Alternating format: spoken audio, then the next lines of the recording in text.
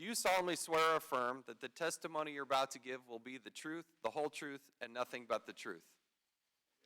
There is less there that is actually of screening value than you would expect, at least in those small early samples. Some of the things that we have seen have been more ambiguous than clear.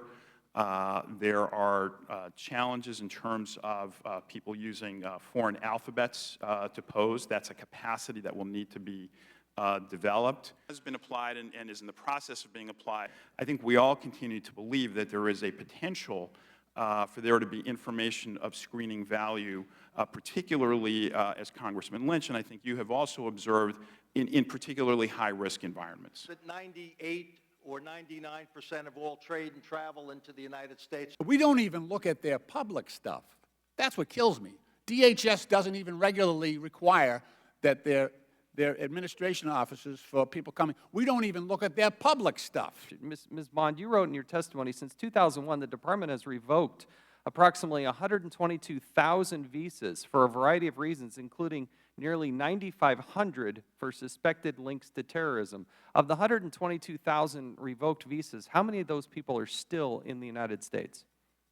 I don't know. Doesn't that scare you? Many of the people whose visas are revoked were not in the United States when we revoked the visa. You have no idea how many of those people are in the United States. Of the revoked visas, do you give those to the Department of Homeland Security? Exactly. We revoked the visa, and the information is... So Homeland Security, how many revoked visas are still in the United States of America? Mr. Chairman, I don't have that. You don't have a clue, do you? Did we learn anything from the San Bernardino incident? And if we did, what did we learn, and what are we going to do about it? The threat is evolving, and that in fact right now we're dealing with something that is a online cyber-enabled radicalization of people.